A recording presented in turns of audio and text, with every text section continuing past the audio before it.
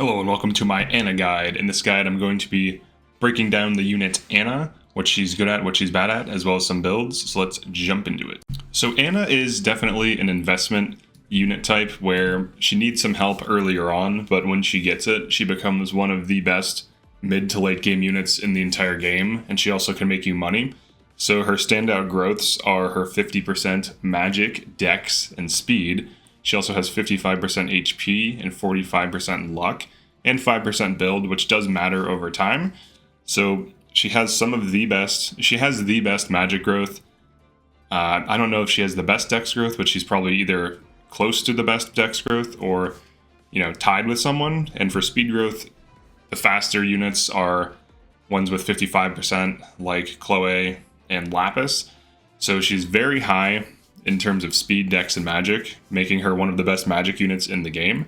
Her bases are kind of misleading because once you switch her into a magic class, she's obviously not going to have 2 magic. She starts out an axe fighter. Now you can leave her on a physical class, but she's better off being second sealed after master sealing at level 10. So you level her up to level 10 through a variety of methods, which I will outline. And then you second seal her onto Sage, Mage Knight, or High Priest. Her passive, Make a Killing, has a % chance to give you 500 gold when killing an enemy. This includes infinite spawning enemies that have Void Curse, and the trigger is her luck value, so it's a %. So like whatever her luck is, it's that as a percentage. So if she has 20 luck, you have a 20% chance to get 500 gold per kill.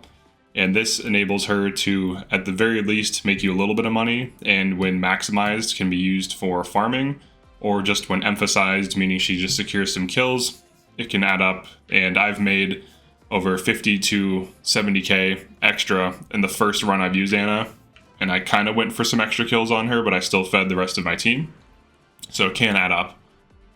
Let's talk about the pros and cons of Anna.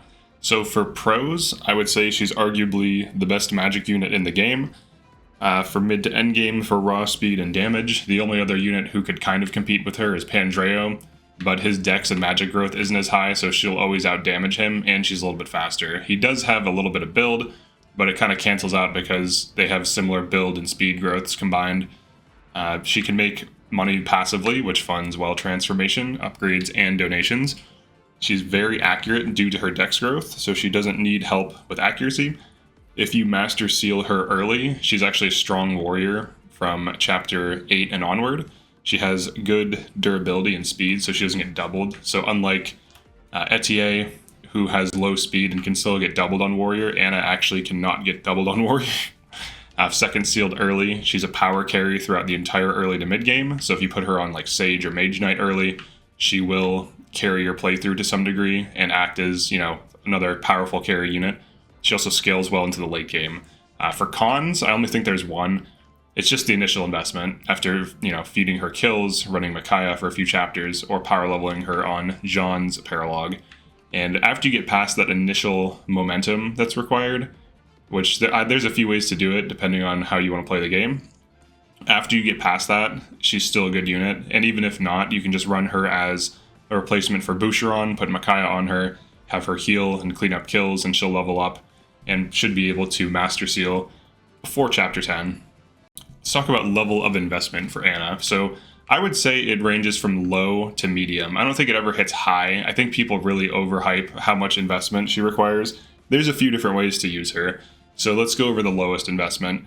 You beat chapter 6, you get Anna, and then you take her to Jean's paralog, hand her Micaiah, and have her heal villagers for like 5 to 10 minutes, and then she hits level 9. And then from there, you beat chapter 7 normally. You just have to make sure she levels up, to level 10, master seal her into warrior, and now she's contributing. This is how quickly she can get online.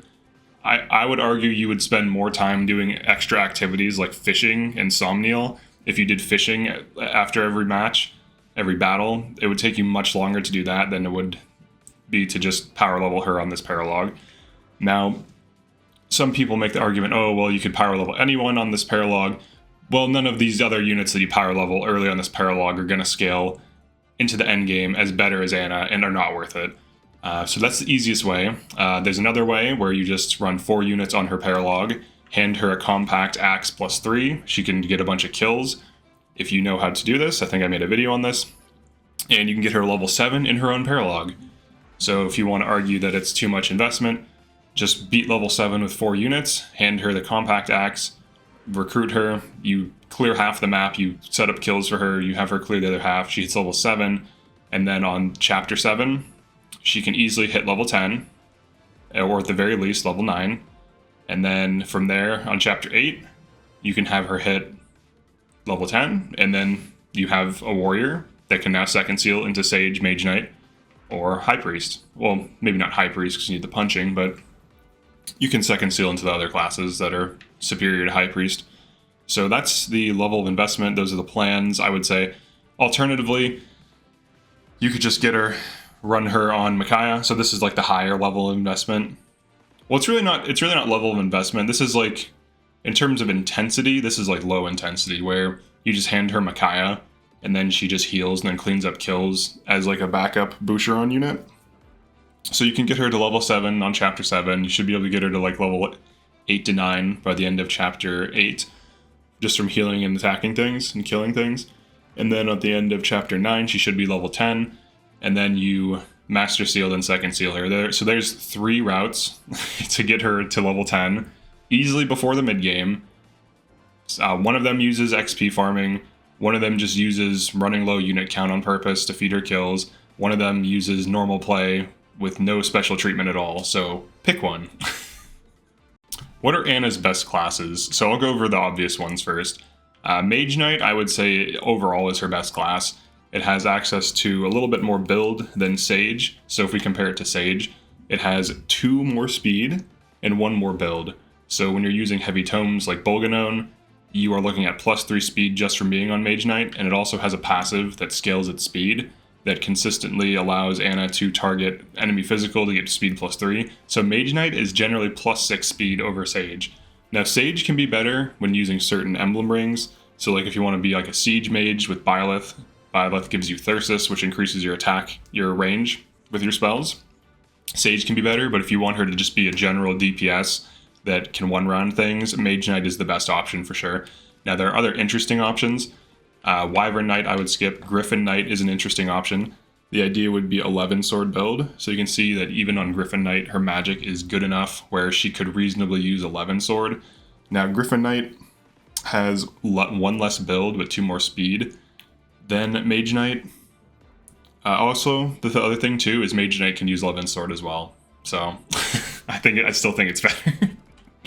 But Griffin Knight you do lose some damage, you gain some speed, you gain some other stats as well. But it's generally similar. Honestly, I think Mage Knight's just better, but Griffin Knight is an option. Another option, I don't think Wolf Knight would be really good for her. It does have decent magic, so you could run Levin Sword on this. Paladin is kind of similar. It has lower magic, so I don't recommend it. Anything like Great Knight, I don't recommend. No Generals, it seems like a bad idea. Bow Knight, there is an interesting thing you can do with Bow Knight. So the Radiant Bow actually has high might, so she could be one of the better Radiant Bow users. And Bow Knight specifically has decent magic, so you could run a Radiant Bow on her. And if you want, you could run like a sword Bow Knight, so you can get Levin Sword. I'm pretty sure Levin Sword is C rank, let me just confirm that. Yeah, so you could use Levin Sword and Radiant Bow on a Bow Knight. That would actually be pretty good.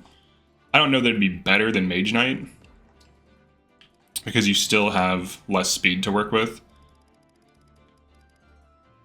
So you're losing 1 speed and 1 build. So you're losing 2 speed, potentially 5, because of the passive. You get +3 speed from attacking physical with magic, so you'd be losing essentially 5 speed by switching to this. But this could be a good option for her. Some people in my comments rant and rave about Radiant Bow, Anna, and it would be good, so. Would it be as good as Mage Knight? I don't think so. It's debatable. The reason for it is enemy phase, right? Like if you get hit by a 1 range on enemy phase, you're not counterattacking, so if you want to use her in like a bond shield, then she can't do that, so that's the main reason why. The damage output might be similar though. Okay, and then things like Warrior. She starts out on Warrior pretty easily, and she actually has a bow affinity, funny enough. I think the way that they intended on her to be used was like this kind of like Radiant Bow user, because she has like the dex, the speed, and the magic, and it's all kind of pointing towards that. But the reality of it is, like, there's not that many classes that have access to bow. So like if we go through the classes, the only thing that really scales is warrior. So she just gets access to B bows on warrior, and warrior's magic level is not the highest. Her on sniper would be okay, but you know, with radiant bow. But bow knight would just be better because you have more magic.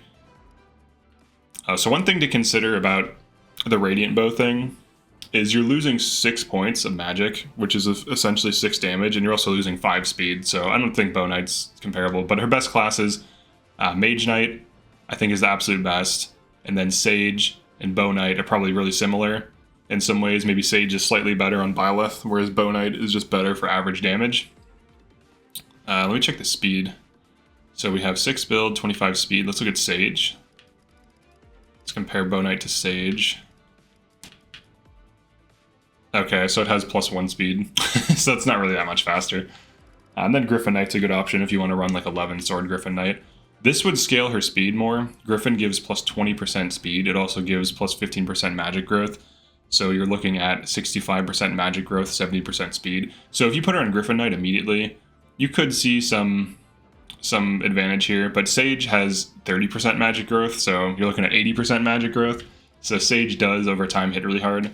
And then Mage Knight's is, I think, like 15 for magic growth. Let me just confirm that. Oh, no, it's 25. Okay, so yeah, so Mage Knight is still pretty solid. You also get an extra 5% speed growth on Mage Knight, which over 20 levels is an extra point of speed. And Anna is an early unit, so this will occur. So she'll get an extra point of speed eventually. So that's it for classes. What are some good passives for Anna? So Canter is always good on pretty much any of her builds, including Mage Knight. On Sage it can be good because she can kind of reach out, you know, poke her head out, attack a dude, and then kind of retreat. So she can kind of skirt the edge of danger a little bit while being a siege tome. This can be very useful. Can also be good just for keeping her safe. On Mage Knight and Sage, she is a little bit more susceptible to dying. She is fast enough that she won't get doubled, so as long as she doesn't get one shot, she can usually tank a single enemy. But, you know, you don't want to be able to be hit by 2 things, right? 2 things or more, that's when she tends to die. But that's true of most units on Maddening.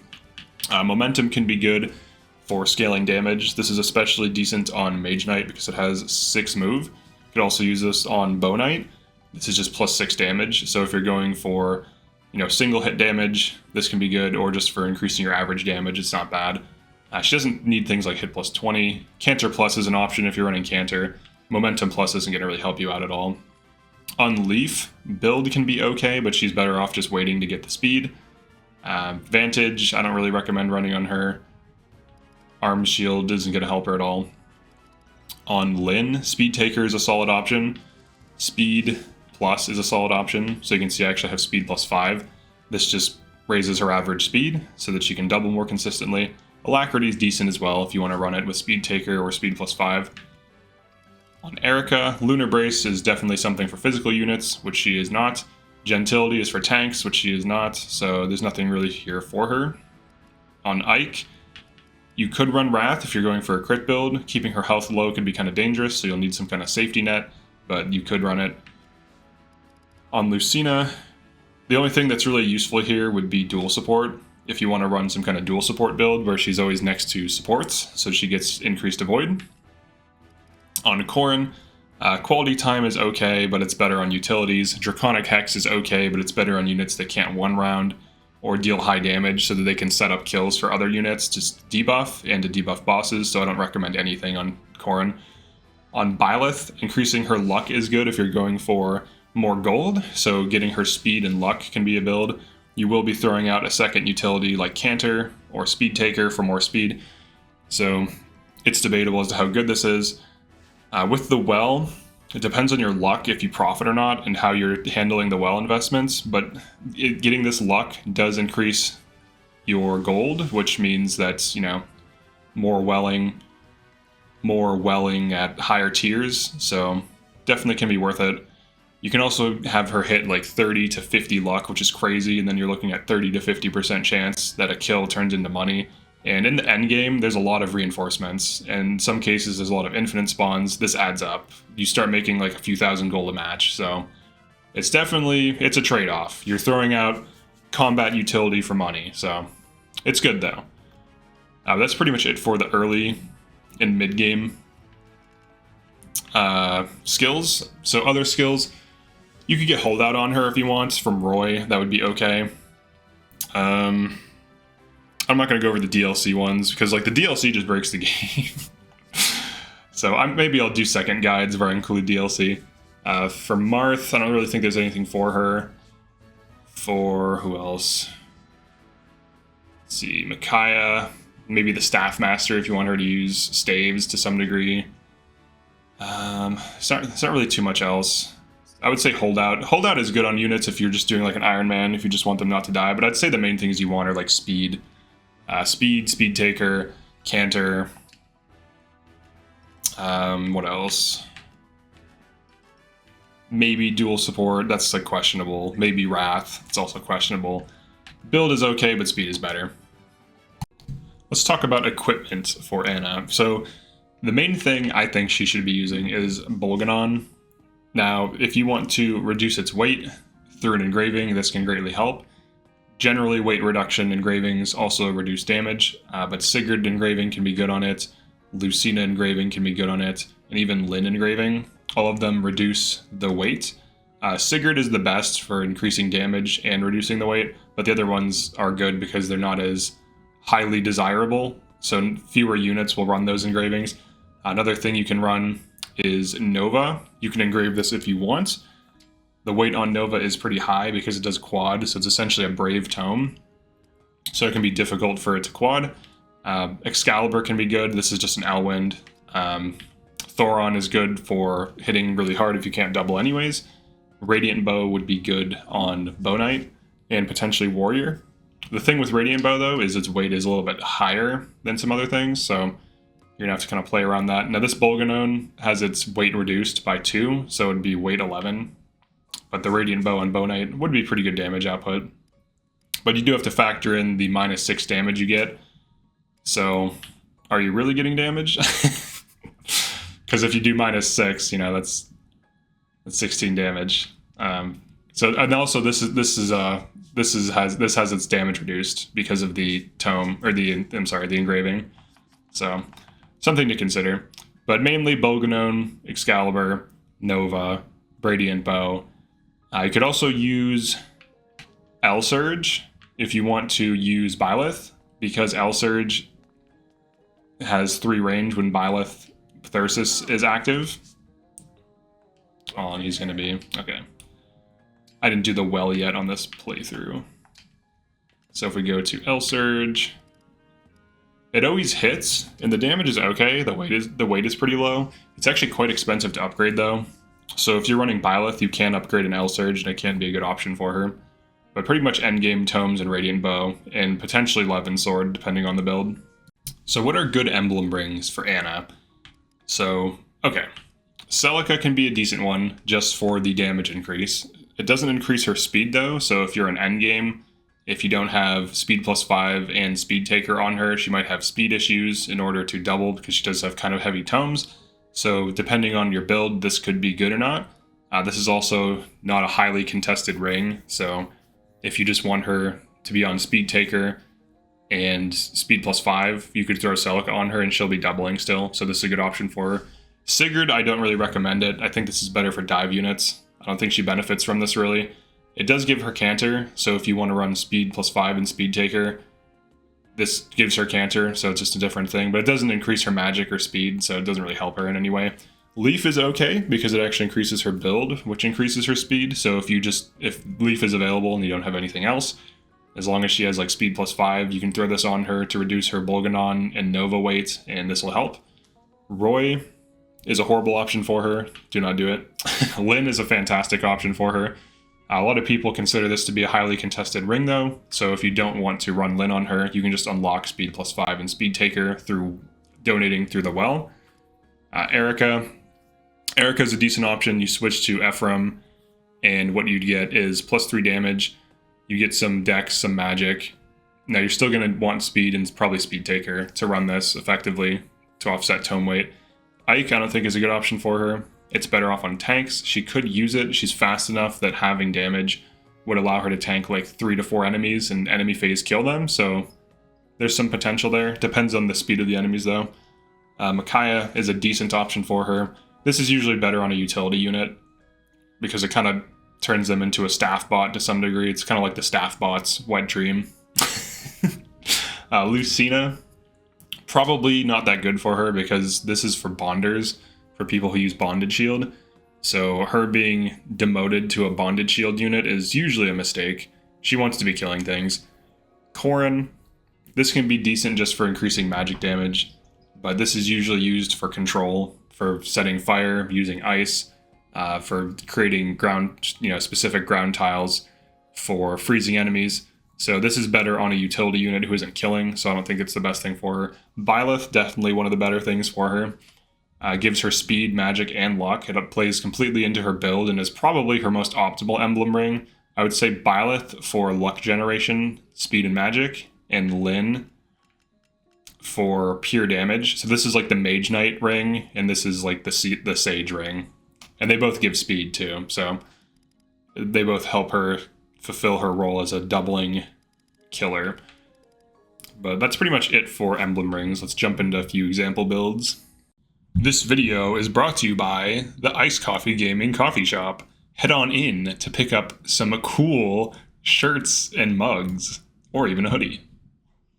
Let's talk about builds a little bit. So here's an example of the first build I ran on her for my second Maddening run. This was a luck-focused build. She ran Byleth, so she was doing two things at once. She was going for speed to some degree. She was also going for luck trigger. So you want to double at range, you want to trigger her passive, you want to get her luck as high as humanly possible, and you also want her to one-round things. So this build performed pretty consistently. She also had Canter. The Canter was nice for flexibility, but I honestly would have preferred speed in some instances. The luck, you're basically throwing out Canter or speed, but this did work out and make me like 70k throughout the playthrough, which definitely helped fund a lot of things. So this is an example of a build, a Sage build.